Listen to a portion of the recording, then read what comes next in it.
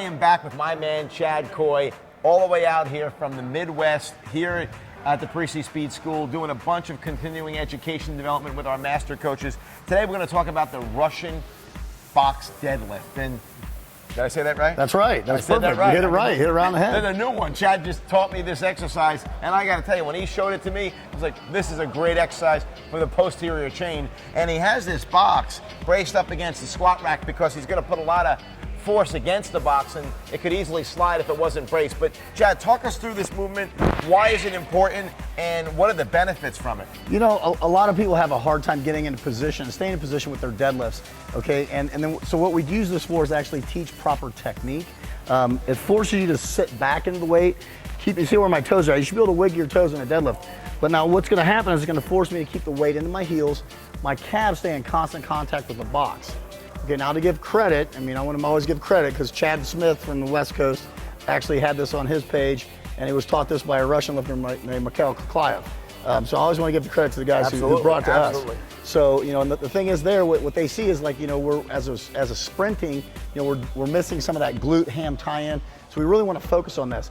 The nice thing about this movement, instead of pulling a huge weight, you don't have to have a big weight. You could do these for a tempo. So I like to do them as an adjunct lift to my deadlifting, which forces me to keep my back in proper alignment, keeps my technique perfect, engages my back, engages my lats, my spinal erectors, but then most importantly, my glutes and my hamstrings. Yep. So we're gonna sit up with a neutral, neutral. We're gonna take a grasp on the bar.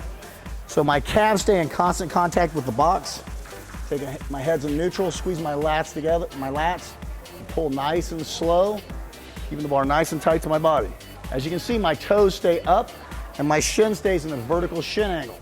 So I'm gonna sit all the way back down. Again, what's working is my glutes and my hamstrings. My arms are just holding me to the weight, but I'm engaging my lats, my mid-back, all the way down and up. I like to do these for tempo sets, like I said, 3 to 5 seconds on the concentric, 3 to 5 seconds on the eccentric, and keep the reps down about 3 to 5 reps.